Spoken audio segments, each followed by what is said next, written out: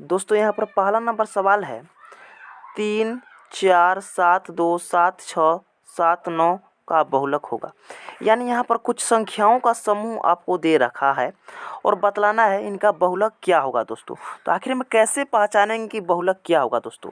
तो दोस्तों देखिए, बहुलक वही होता है जो संख्या, यानी इन संख्याओं के समूह में जो संख्या अधिक बार है वही आपका बहुलक होता है। जैसे कि यहाँ पर आप देख सकते हैं 7 कई बार है, एक बार, एक दो बार, एक 3 बार। यहाँ पर सबसे अधिक बार अगर दिखाई देने वाला कोई संख्या है तो आपका 7 ही है। यहाँ पर आप देख सकते हैं 7 एक बार यहाँ पर और एक बार यहाँ पर और एक बार यहाँ पर, यानी इसमें 7 3 बार दिखाई दे रहा है तो आपका बहुलक 7 हो जाएगा। क्योंकि जो संख्या सबसे अधिक बार होता है, दिखाई देता है, वहीं आपका बहुलक हो जाता है। तो आपका ऑप्शन सी करेक्ट हो जाएगा, बहुलक आपका 7 हो जाएगा। दोस्तों उसके नीचे देखिए 2 नंबर प्रश्न, इसमें भी आपसे बहुलक पूछा गया है दोस्तों। यहाँ पर आप देख सकते हैं, यहाँ पर भी कुछ संख्याओं का समूह दिया है और बोल रहा है इनका बहुलक होगा। यहाँ पर आपसे बोल दिया इसका बहुलक होगा। तो देखिए संख्याओं के समूह में कौन कौन सी संख्या है, 3, 5, 2, 5, 7, 5, 8, 5, इनका बहुलक बतलाना है।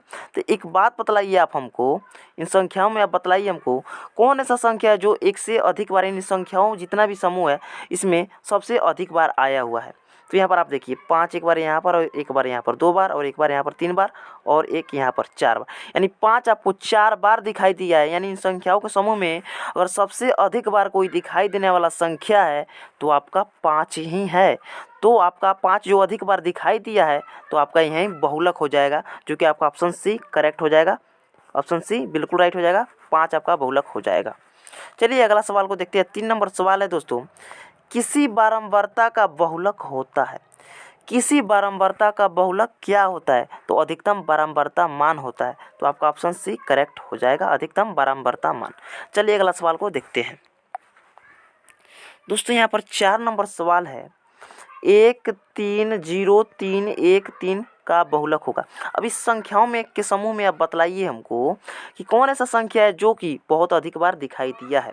तो यहाँ पर आप कहेंगे कि 3 एक बार, देखिए यहाँ पर एक बार, यहाँ पर 2 बार और एक बार यहाँ पर 3 बार, यानी इन संख्याओं के समूह में सबसे अधिक बार दिखलाई देने वाला अगर कोई संख्या है तो 3 ही है। 3 बहुत बार इसमें दिखाई दे रहा है, जो कि आपका 1 2 बार है, एक यहाँ पर और एक यहाँ पर, 2 बार ना हुआ, लेकिन 3 ही ऐसा संख्या है जो कि 3 बार दिखाई दिया है। यानी इन संख्याओं से सबसे अधिक बार दिखाई देने वाला 3 ही है। तो आपका दोस्तों बहुलक 3 हो जाएगा। 3 आपका ऑप्शन डी में आपको दिख रहा है, तो आपका ऑप्शन डी करेक्ट हो जाएगा, आपका बहुलक 3 हो जाएगा दोस्तों। चलिए अगला सवाल को देखते हैं दोस्तों। यहाँ पर देखिए 5वां नंबर सवाल है, 5, 3, 7, 6, 4, 2, 1 की माध्यिका। अच्छा, माध्यिका का फंडामेंटल जो रूल है, इसका रूल जो है दोस्तों, इसका अलग ही रूल है।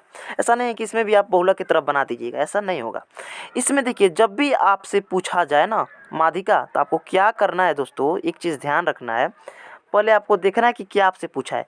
माध्यिका पूछा है ना, तो सबसे पहले जितना भी संख्याओं के समूह आपको दिख रहा है, इसको या तो आप बढ़ते क्रम में सजा लेंगे या घटते क्रम में सजा लेंगे। तो चलिए इसको बढ़ते क्रम में सजाते हैं। तो बढ़ते क्रम में सजाने के लिए सबसे पहले छोटा वाला अंक को लिखेंगे। तो सबसे इसमें छोटा कौन है, तो 1 है, तो 1 को हम लिखेंगे।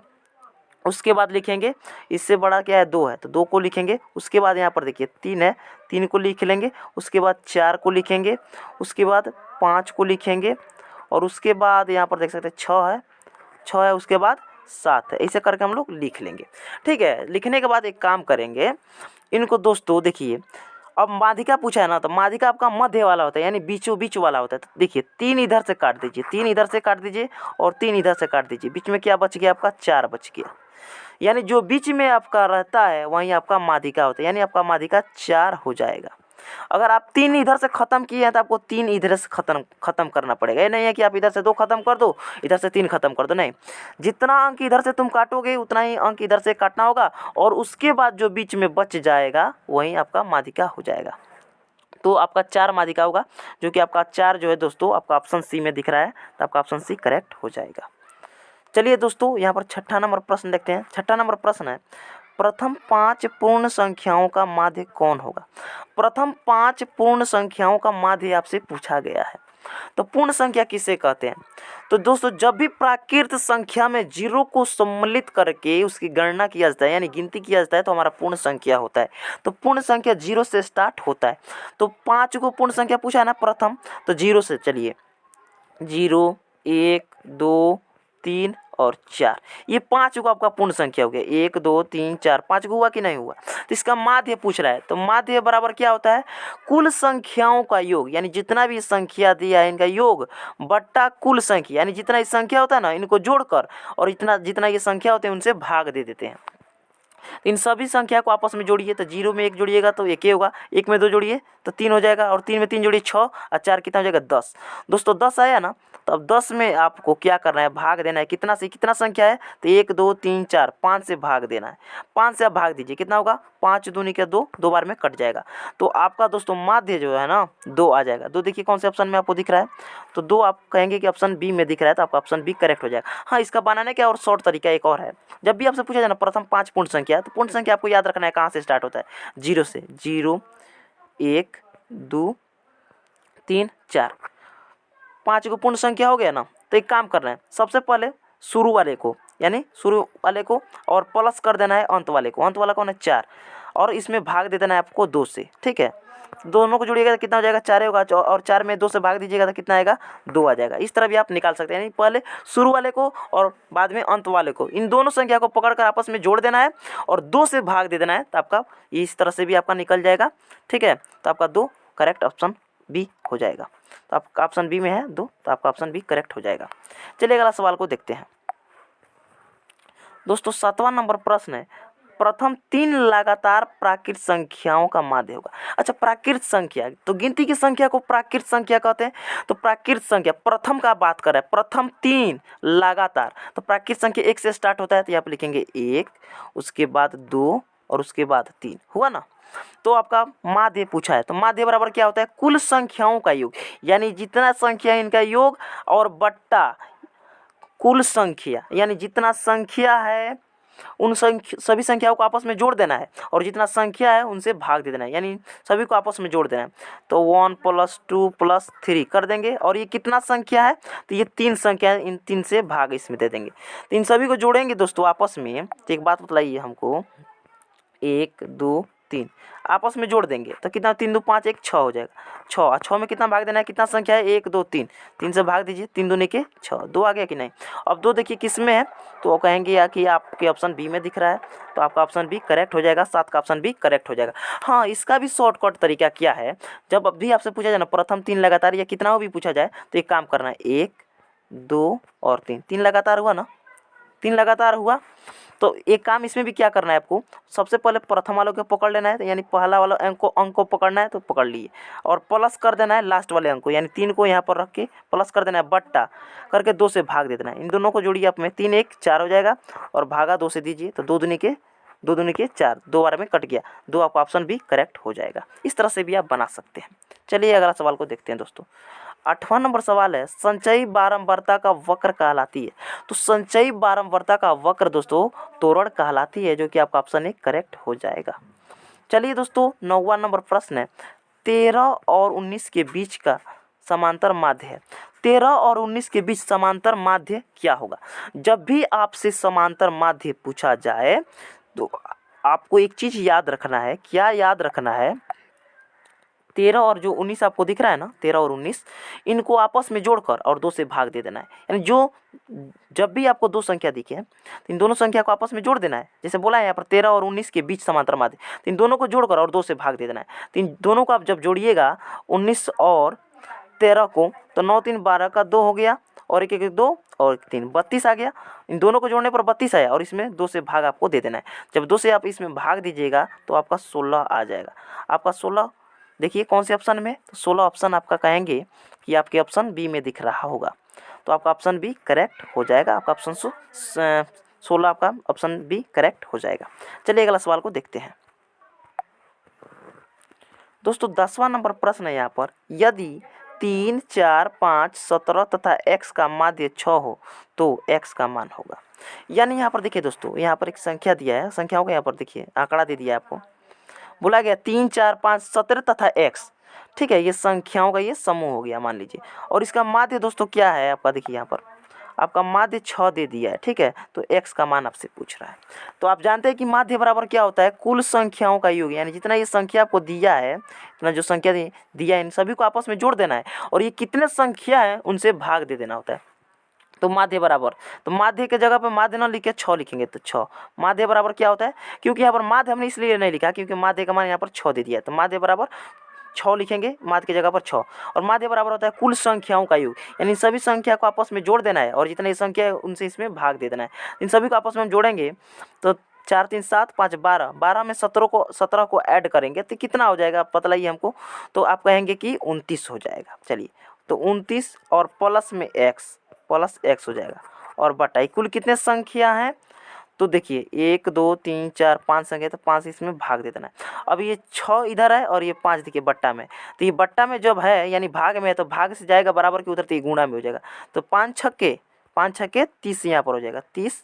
और देखिए ये प्लस का 29 यहाँ पर आया, इधर आया बराबर की, तो माइनस का 29 और बराबर में आपका x ही लाइन है। तो अब 30 में से आप 29 को जब माइनस करेंगे तो कितना आएगा, 1 आएगा, यानी आपका x का मान 1 निकल कर आ जाएगा, जो कि 1 किस में आप देखिए आपका ऑप्शन ए हो जाएगा, बिल्कुल राइट। 10 का ऑप्शन ए बिल्कुल राइट हो जाएगा। चलिए अगला सवाल को देखते हैं, 11 नंबर सवाल को। दोस्तों 11 नंबर प्रश्न में है, यदि 1 4 x 5 तथा 12, यानी इतना आपको तो ये आपका ये संख्या दे दिया है। ठीक है, और आपका माध्य का मान 7 है, तो x का मान है। यहाँ से आपसे पूछा जा रहा है, यानी आपका यहाँ पर कुछ संख्याओं का समूह दे दिया है, यानी आंकड़ा दे दिया है और माध्य का मान भी आपको 7 दे दिया है, तो x का मान फाइंड करना है। जैसे ऊपर वाले हमने बनाया उसी तरह इसको भी बनाना है। तो सबसे माध्य का रूल कहता है, माध्य बराबर होता है कुल संख्याओं का योग, यानी जितना ये संख्या दिया है ना, इन संख्याओं का योग आप बट्टा इनमें भाग देना होता है, यानी इनमें भाग देना होता है जितना ये संख्या होते हैं। तो चलिए दोस्तों, माध्य की जगह पर क्या लिखेंगे, यहाँ पर 7 लिख लेंगे, बराबर कुल संख्याओं का योग, यानी इन सभी को आपस में पहले जोड़ेंगे। चलिए जोड़ लेते हैं, तो 12 5 17, 17 4 21 1 22, तो 22 और प्लस का x, 22x नहीं होगा दोस्तों, 22 प्लस x होगा ना, 22 प्लस x होगा, यहाँ पर 22 प्लस x बट्टा ये कितने संख्या है उनसे इसमें भाग दे देना है, 1 2 3 4 5 संख्या, तो 5 से इसमें भाग दे देना है। अब देखो क्या करना है, अब देखिए ये बट्टा में यानी भाग में ये 5 है, तो बराबर के इधर जब जाएगा तो 7 से 5 में गुणा में चला जाएगा, यानी 7 के बगल में गुणा में 5 चला जाएगा, तो 7 25 या 5 7 35 आप कह सकते हो, तो 35 बराबर। चलो एक काम करो, तो अब ये क्या बच गया, 22 प्लस x बच गया ना। तो देखिए बराबर के इधर देखिए प्लस का 22 बराबर के इधर आकर माइनस का 22 हो जाएगा ना, माइनस का 22 बराबर में आपका x हो जाएगा, बराबर में आपका x हो जाएगा। तो 35 में से जब आप 22 को माइनस कीजिएगा, 35 में से जब आप 22 को माइनस कीजिएगा तो आपका 13 आ जाएगा। तो यानी x का मान आपका 13 हो गया, x का मान आपका 13 हो गया। 13 कौन से ऑप्शन में, तो ऑप्शन सी में आपको 13 दिख रहा है, ऑप्शन सी में आपको 13 दिख रहा है, आपका ऑप्शन सी करेक्ट हो जाएगा। चलिए 12 नंबर सवाल को देखते हैं। 12 नंबर सवाल है दोस्तों, ये भी बहुलक है, आप बतला देंगे आसानी से। 2 6 4 5 0 2 1 3 2 का बहुलक है, आपसे बहुलक पूछा गया। अब इन संख्याओं के समूह में आपको दिखना है कि कौन ऐसा संख्या जो अधिक बार दिखाई दिया है, यानी सबसे ज़्यादा बार दिखाई दिया है। तो देखिए यहाँ पर देखिए 2 यहाँ पर एक बार और एक बार 2 बार और एक यहाँ पर 3 बार, 2 यहाँ पर 3 बार दिखाई दिया, चलिए ठीक है। और देखिए 4 यहाँ पर 4 एक के बार है और 5 भी एक के बार है और 6 भी तो एक के बार है, 0 एक के बार है और 1 एक के बार है। यानी इसमें सबसे अधिक बार अगर कोई संख्या दिखाई दिया है आपको, सबसे अधिक बार कोई संख्या दिखाई दिया है तो 2 ही दिखाई दिया है, यहाँ पर देख सकते हैं 1 1 2 और यहाँ पर एक बार 1 3 बार। सबसे अधिक बार 2 दिखाई दिया है तो आपका बहुलक 2 ही हो जाएगा, तो आपका ऑप्शन ए करेक्ट हो जाएगा। चलिए अगला सवाल को देखते हैं। 13 नंबर सवाल है दोस्तों, PQR का गणितीय माध्य निम्नलिखित में कौन सा होगा।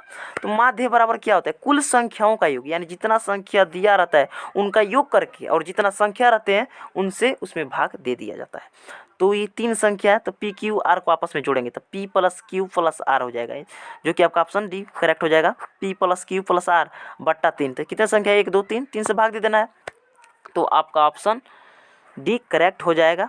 चलिए अगला सवाल को देखते हैं दोस्तों। 14 नंबर सवाल है, प्रथम 5 प्राकृत संख्याओं का माध्य निम्नलिखित में कौन है। प्रथम 5 प्राकृत संख्याओं का माध्य आपसे पूछा है, तो प्राकृत संख्याओं, तो प्राकृत संख्या 5 को बोला है ना, तो 5 को लिखिए। प्राकृत संख्या कहाँ से स्टार्ट होता है, 1 से, 1 2 3, उसके बाद 4, उसके बाद 5।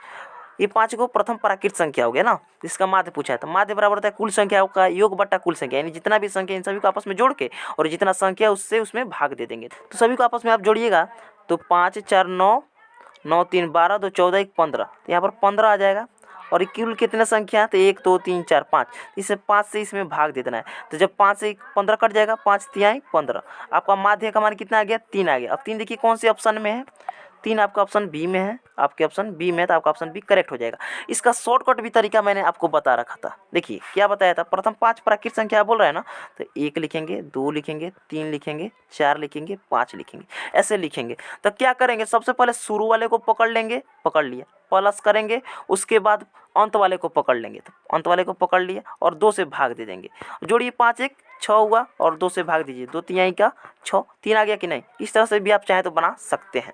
तो ये 3 देखिए आपका ऑप्शन बी करेक्ट हो जाएगा। तो आप दोनों ट्राई कर सकते हैं विधि को, जो आपको अच्छा लगे। तो चलिए अगला सवाल को देखते हैं 15 नंबर। दोस्तों 15 नंबर सवाल है कि चर मान 2 3 4 3 5 3 1 2 3 का बहुलक निम्नलिखित में कौन होगा। दोस्तों बहुलक बतलाना है, बतलाइए, इतना सरल सवाल है। मतलब इसमें बहुलक कौन होगा, तो देखिए इसमें सबसे अधिक बार कौन संख्या आपको दिखाई दिया है। तो यहाँ पर देखिए 2 एक बार यहाँ और एक बार यहाँ पर दिया, 2 बार। 3 देखिए कौ बार, 1 2 और 1 3 और 1 4। दोस्तों सबसे अधिक बार यहाँ पर आपको 3 ही दिखाई दिया है। तो आपका दोस्तों बहुलक जो होगा 3 हो जाएगा, जो कि आपका ऑप्शन बी करेक्ट हो जाएगा।